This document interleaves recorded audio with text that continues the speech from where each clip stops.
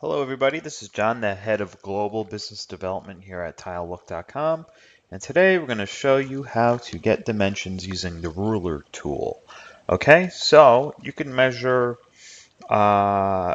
dimensions very simply in Tilelook.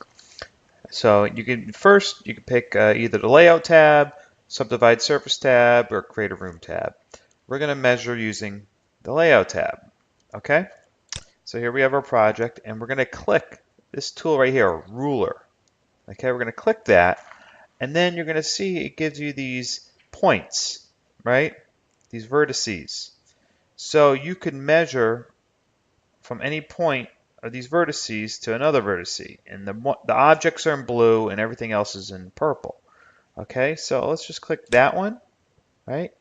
And then you see here we could measure it to wherever. So we're picking from that corner of the tile to here, and then it gives you this little measurement that you could drag off the actual project itself, right?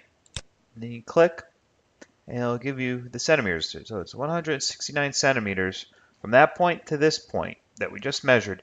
And now when you go to export your project, when you go to export your PDF, you could print out this image here. So this could be very useful to architects and installers, and contractors, etc., to have those measurements shown like that. So you might want to measure, the corner from this wall, the corner from here to here, right? So let's do that. We could measure from here to here, right? And then again, drag that off the project. So then when you go to export your PDF file, your drawings will then have those dimensions listed.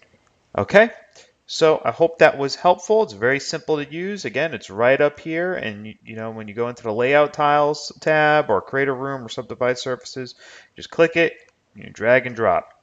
Okay. Any questions, as always, feel free to reach out. Hope this video was helpful, and thank you for watching.